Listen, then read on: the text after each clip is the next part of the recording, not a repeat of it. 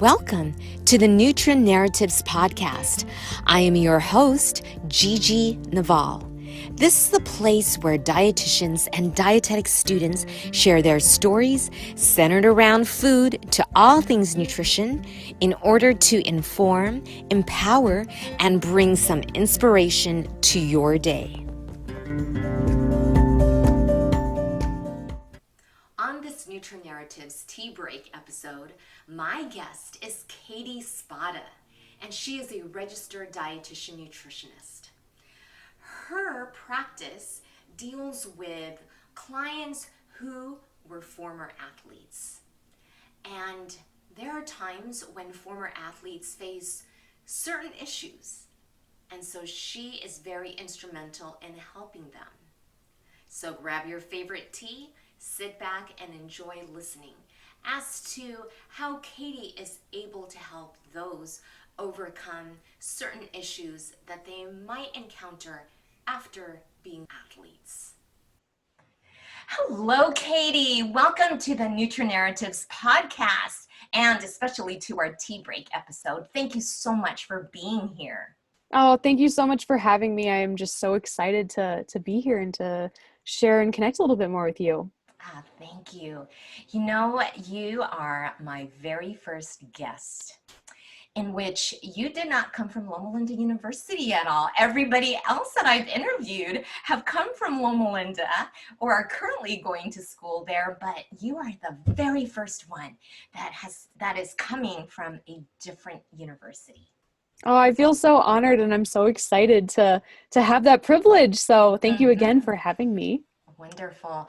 You know, our connection, who we have in common, is Earl Macasso. So I got to give a shout out to him for him mentioning you to me. So thank you, Earl. Thanks, Earl.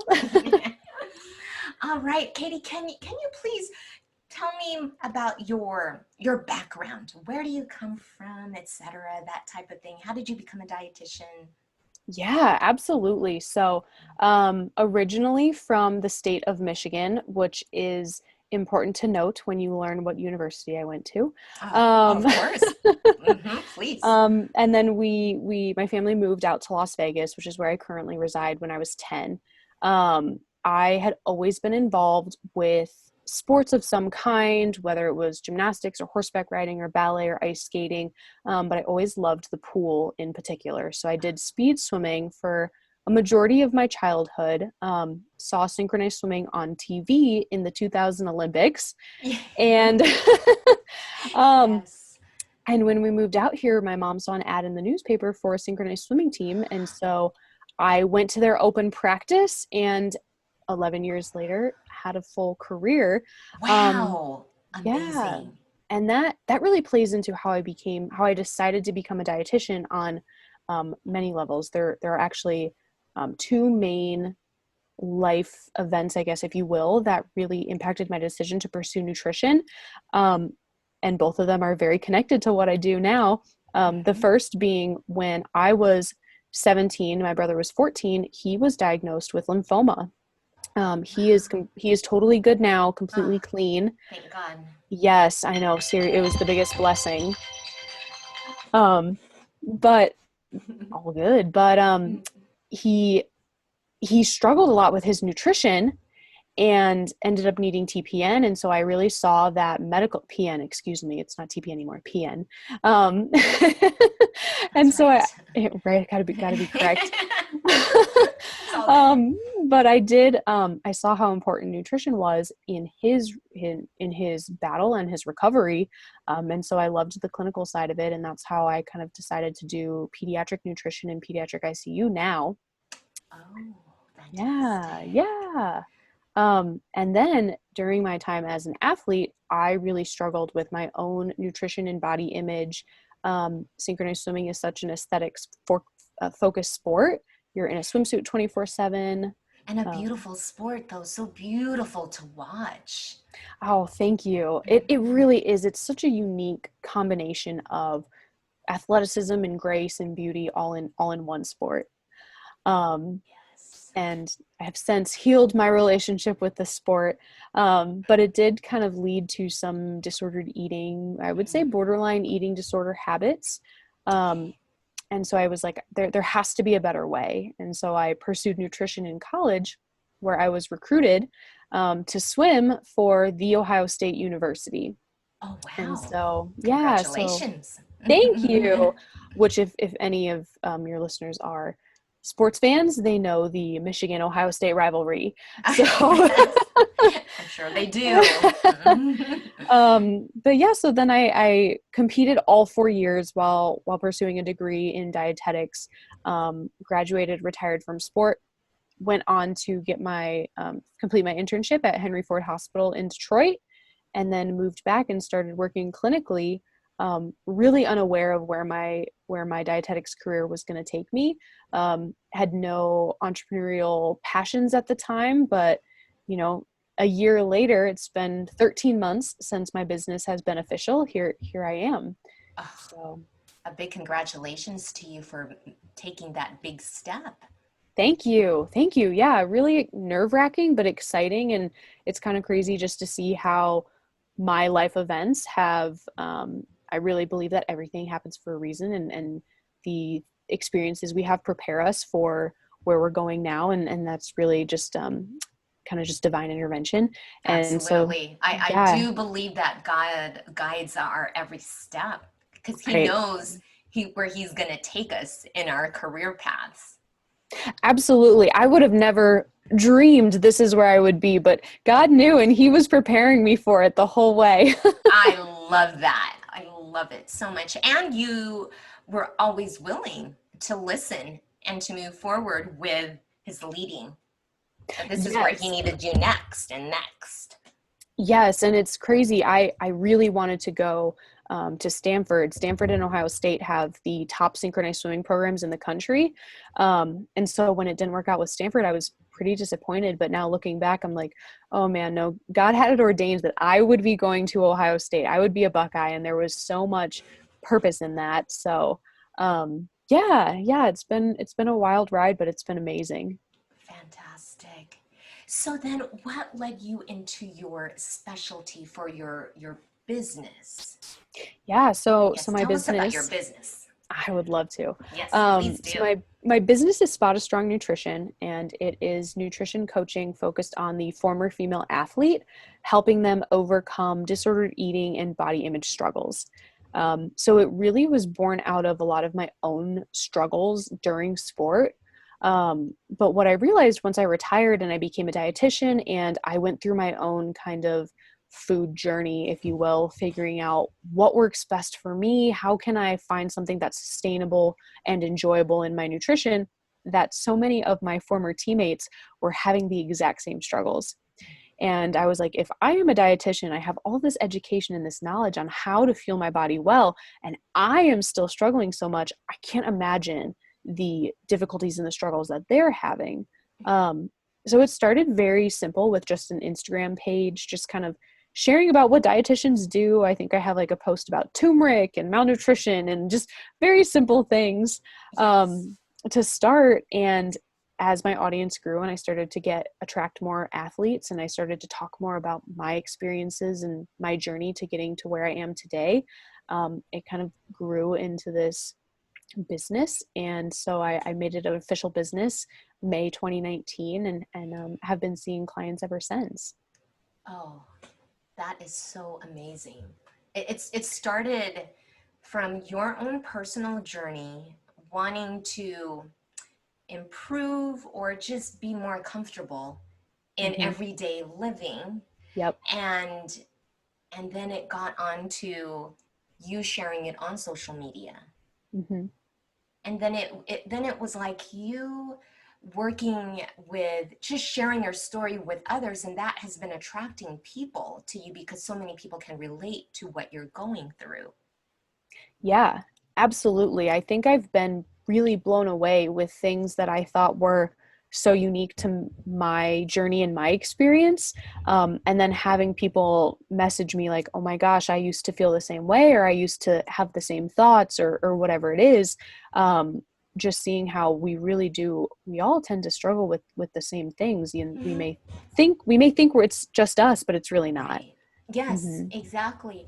So, usually other individuals might go ahead and get professional help, but you were able to pull in your knowledge from going to school and applying that, or did you seek other philosophies, help? What helped you so that you have been doing so well since that time? Oh, thank you. Well, multiple things. So I Okay. am very, very blessed to come from a family that's extremely supportive. Mhm. My parents owned their own business for almost 2 decades when we lived in Michigan. And so they have a lot of entrepreneurial background. And so in terms of the starting up of the business, they were able to walk me through what does it mean to get an LLC and open a Got business it. bank account. But for a while, I kind of just was doing the social media thing, getting clients that way. And there reached a point where trying to balance my business, my master's, and my job in the hospital kind of became too much. I felt like my business was running me instead of I was running my business. Ah. And so I did seek out a business coach. She's actually a business Mm. coach for dietitians, which was really what I was looking for. And she helped me kind of smooth out what it is my program looks at, building a more formal program than just having some pillars and some things like that. So I did end up seeking out help, but it wasn't Mhm. until I had been in business for almost 7-8 months before Wow. I made the investment. But it was completely worth it. She's amazing, and having a mentor who is a dietitian who understands this field was Mhm. incredibly important. So Oh, that is great. It's so nice to have other mentors in our lives lead us and guide us to achieve our goals. I completely agree. It just makes it. I'm sure I could have figured it out, but she was able to help me get there faster and with less road bumps. Mm-hmm. Okay. Okay, so then the philosophies that you share with your clients to help get them better, are those the same philosophies that helped you recover too from you're not an active athlete anymore, but I'm sure you still work out and you're still exercising and doing all that. But from being a like a professional athlete Mhm. because you were doing that, so then life has changed and you're not in a rigorous training program like you were back then, so your mind shifts as far as you said, like body image or even eating habits, that type of thing. So how were you able to help yourself transition out Yeah. of that? Oh, great question. It was a lot of struggle. I won't lie, a lot of struggle, a lot of tears. But I did run across the intuitive eating book, Hmm. and reading that book really kind of just revolutionized the way I viewed nutrition in Yes. my own life and as a clinician. And so incorporating those principles, the respecting your body, honoring hunger and fullness, joyful movement, that was probably one of the biggest things, and one of the biggest things I see with my clients is our relationship with exercise is so deeply intertwined with the way we make decisions about food, that if we were able to transition to where moving our body was a celebration and it was fun and enjoyable instead of something we had to like sweat or work to earn our food or something like that, the relationship with food also started to change, and you were able to make food decisions that benefited your body best. So those are some of the biggest things that I always talk about clients with are, one, we have to separate our athlete identity from who we actually are. Mm. Because once our body starts to change and it doesn't look like the typical quote unquote athlete, which I talk a lot about, focusing on performance over appearance in the world of athletics. Um, Yes. but once we start to kind of see that change, it brings up a lot of athlete identity issues that are hard to cope with, and so we start there. And then once we kind of move from there, it's tuning back into our bodies, because I always say athletes are the most well equipped to understand our bodies. We just choose to ignore them. Oh, oh, well said. Just Yeah. perfectly said. Thank you. Yeah. I mean, you have to be so in tune to be able to have your body perform in a certain way and perform it that way consistently. I always use the example of injuries. We know when our body's injured, but oftentimes we choose to ignore it and keep playing through it. Yeah. To the point where sometimes we become numb to those signs. And the same thing happens with hunger and fullness. If we're eating on a schedule, if we're ignoring our hunger or ignoring our fullness, sometimes we become numb to those signs. So we have to relearn what it feels like to be hungry, what it feels like to be full. So those are a lot of things that we work on. And those were the key pillars and principles that helped me heal my relationship with food from, 1,000, 1,200 calories a day, never eating a carb, ever, to being able to have optimized nutrition that's enjoyable and sustainable. Beautiful. So when you walk your clients through that, these principles that you have shared, how do they initially take it? Is there some pushback? Is there some surprise? Or are they afraid to move forward with that? What is their initial reaction like? That's a great question. And I would say I have seen just a wide range of reactions. When I start talking about this, I see some clients are relieved. They're like, oh my gosh, I don't have to live this way anymore. Wow. Like, very excited and very welcoming of this idea. And I think these principles, they're radically different than what we are used to seeing. Correct. I agree. Yeah. I've read the book too, and I do embrace their principles too in my own life. So I know what you're talking about. Yeah. And the POWER program, the P in POWER stands for personalized, because I truly believe that nutrition is very individualized. Correct. Yeah. Yes. There is no one size fits all. And so, yes, couldn't agree more. I agree with you in everything you're saying. Thank you. So I really think it's important to meet them where they are and figure out what it is that works, what is going to work best for them. Where do we need to start? And so some people are like ready to jump in with both feet. Some clients are very hesitant, and they, one client who did end up signing with me, before she did, she messaged me and she was like, I just don't even know if this will work. Like, I've been so ingrained in my food rules and this disordered eating pattern. I don't know if I can ever live differently. And so it depends a lot on what sport they're coming from, the sport culture. Okay, I see. So there are differences even within individuals, different sports. Yeah, and these are just generalizations, but what I've seen the most is the very appearance focused sports like gymnastics, cheerleading, ice skating, dance. They tend to hold really tight to their food rules, and one of their biggest fears is letting go, mostly with the fear of weight gain and not being accepted.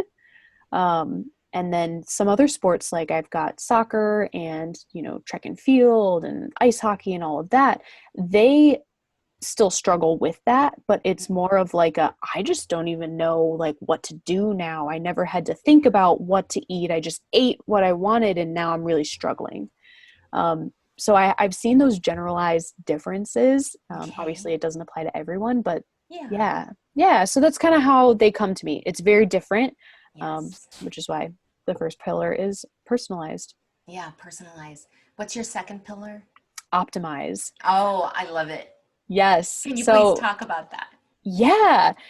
So the optimize is to optimize the fueling that they're doing right now. So before we even get into understanding your hunger and fullness, or learning how to make food decisions that work best for you and your body, let's look at what you're doing right now and how can we optimize it so you're already increasing your nutrition, so that way you can be ready to have those conversations and make those decisions. Like clients coming to me just having egg whites for breakfast. Like, okay, well, maybe we add some toast with some jam, or some, almond butter and an apple, or just ways that we can optimize their fueling right now so they can start feeling better. And it makes moving forward a lot easier. So power optimize. I love that so much, because in this optimized stage, when they are actually feeling that they feel just way better in movement or just in everyday life, I think that's empowering for them. That, wow, this is really helping me. Yeah, and I have to give major kudos to my clients, because at that point it's a little bit of blind faith, because we haven't gotten to those points of, well, how do you know that this is what's best for you? And eventually I always say, I want you to become your own dietitian. I want you to be telling me what's going to work best for you. Yes. Yes, totally. That's like motivational interviewing. But until then, let's kind of work to figure that out. Yes. So, yeah. I love it. I love it so much. Is there a third pillar? Yes. So there are 5 pillars in the Power program. Yes. Personalize, optimize. The W is work on body attunement. So that is where we really figure out, what are your individual hunger cues? What are your fullness cues? So often my clients come to me having these preconceived ideas. Well, I have to eat breakfast, lunch, and dinner, and I can't have snacks, or they have to clean their plate, or, just these external influencers on how much to eat, when to eat. And so we come back to, well, what is your body telling you? And sometimes that takes a lot of time. That's true. And so that's the work on body attunement. Okay, excellent. Yeah. Excellent. Okay, and then the next one? E is for evaluate. Okay. And this is where, because a lot of my clients do have disordered eating, they struggle with understanding that carbs are not the enemy. We talk a lot about how carbs are important for fueling, but E is for evaluate. We evaluate their nutrition beliefs. Are they rooted in science? Are they rooted in truth? Why do we think that? I had a client who was struggling with bananas, because she's like, well, they're too high in sugar. And I was like, well, which is a very common, I struggled with that myself. Oh yeah. And I've had lots of patients tell me that in clinic. Banana would come up with that reasoning. Yes. And so or they would say it's fattening, and that and avocados. And it's like, oh. Okay, let's have a conversation. Exactly. And that's where I love to I say, like, I nerd out, because I'm like, well, let's dive into the actual nutrition of it. What does science tell us? How does metabolism work? And is a banana actually, too high in sugar? And so that's where I love it. Thanks. It's fun. I love that part. We start to break down these beliefs they have, or, peanut butter and jelly is bad for me. Well, why is it bad for you? And we dig really deep into how they view nutrition, and then we go back to rooting it in science and truth. Beautiful. Yeah. Go ahead. The last one is the last pillar. Which is, again, I kind of talked about this a little bit earlier, but it's R, and it's rediscover our joy of movement. Yes. So often as athletes, we believe that movement has to be either a punishment, or we have to use it to earn our food, or if we don't move, we're not doing enough. And so really rewiring, I always say retrain the brain. That's a lot what I do with my clients, retrain the brain as to, well, how does movement serve you? How does exercise serve you? If they're just using it for weight loss or to earn the cookie or whatever it is, well, maybe we change that narrative to it's stress relief, it's for mental health, it's for cardiovascular health. So that is the Power program. The Power program sounds phenomenal to me, and I bet that you're getting a lot of success stories already in the short amount of time that you have had your business. I bet you have seen a lot of clients doing well. I have. I'm so proud of my current round of Power program clients. They are just making great strides, and it's been challenging with COVID, I will say, just because they've been home, they've been, faced with food constantly in front of them, which for some of them is more terrifying than others. But it's also kind of been this weird, beautiful opportunity for them to truly be able to say no to external influences, and they're just home with their food. So if you are hungry, like, go ahead and eat. It's been kind of not fun. I don't want to use that word and COVID together, but but we have to look for the silver lining in this horrible pandemic that we've gone through. So it helps to look for that silver lining there. Absolutely. It's been a unique experience and unique opportunity that I think some of them have been grateful for. Yeah.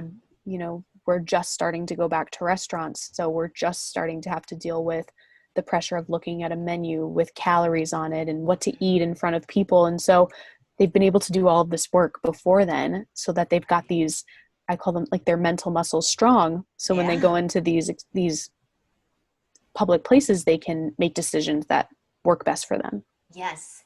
You have provided them with tools, or those strong muscles, the strong mental muscles, and the tools for them to feel comfortable, to feel like, I can do this. And that is a gift that you are able to give in your service to them. Oh, thank you. Yeah, it's been a lot of fun. I always say, you didn't become an elite at your sport overnight, and so you have to train to retrain your brain, like I say, when it comes to food and body image and exercise and all of that as well. I agree. So Katie, I'm going to add to this conversation, because this is so helpful, that you have a clinical background and that you are currently also working as a clinical dietitian. Yes. And so we had this conversation earlier that the intuitive eating, health at every size, principles, it's so helpful. It's very helpful. But is it for everybody? Mm-hmm. Because both you and I have a clinical background too. Mm-hmm. And we both talked about that, but then there are other individuals in which looking at numbers, it motivates them. Tracking, using MyFitnessPal or HealthWatch 360 or other apps, it just makes them go, whoa, oh, I feel great. Or, if they're, if they're tracking it, it motivates them. But for other people, it just won't work, and we understand that. So what are your thoughts on the intuitive eating principles? Is it for everybody, or can some groups not use it because they don't need it? Yeah, no, I think that's a great question. And like you said, we were discussing this a little bit earlier, that I think there's such a polarity where it's either like you have to be fully intuitive eating or you have to be fully dieting and weight loss. And I don't think it has to be that separate. And I think that we can kind of integrate them to find what works best for that client. Like I said, it's personalized and individualized. And correct. Some pieces of intuitive eating, I personally use them in my everyday life, but Same teaching here. people, yeah. High five. Yeah, high five. I love it. Virtual high fives. Virtual high But I do think that other people really thrive off of more structure, and if they're not at risk for eating disorder development, or if they already don't have, disordered eating tendencies, and they just want to learn, they just want to have nutrition knowledge. Right. All of these are tools, kind of like you were saying with giving my clients the tools, macro counting, calories, and intuitive eating, hunger and fullness. I have found that intuitive eating is the most apt for my population that I'm working with. Yes. But these are tools that I think, you have to find the tool that works best for that client. Correct. And so, yeah, I think it doesn't have to be so black and white. Nutrition is gray. Yes, that's true. Yeah, And every body is different. Every outlook is different. And exactly. so, as you said, personalize the program or the tools for them to be successful. Yeah, I mean, some clients have no idea anything about nutrition. Most of my athlete clients have had some nutrition exposure just Mhm. in being an athlete. But sometimes we'll talk about plates. We'll be like, well, okay, well, let's look at like your plate. Look, you're completely missing carbs, or you're way under eating protein, or whatever it might be, and using plate examples to help them get an idea until they're able to know how to build a plate that works best for them. Yes, So yeah. that is great. So, Katie, if any of our listeners listening right now want to reach out to you to to get you to help them, if they want to enlist your services, how can they reach you? Yeah, so I am very active on Instagram. Okay, I will definitely put your IG handle, but right now, can you please Yes, share your IG handle? absolutely. Absolutely. It is at fueling.former.athletes. So yeah, you can find me on Instagram, send me a DM. I hang out on Instagram a lot. I also you can find me via my website too. It's spadastrongnnutrition.com. I have a little connect page. You can always send me a message through there. It goes right to my email. So anyway, but Instagram is really where I spend most of my time recently. Yes, yes, indeed. Okay, fantastic. I will put all that information in the show notes so people Thank can you. also look for your info there too. Yeah. And okay, I didn't tell you I was going to ask you this, but I always like to ask these fun questions at the end. Yeah. What are three nutrition practices that you personally follow yourself, that you just enjoy doing this nutrition practice every day, or it's a must for you because it just helps you feel good? Three Oh, of them. three of them. Okay.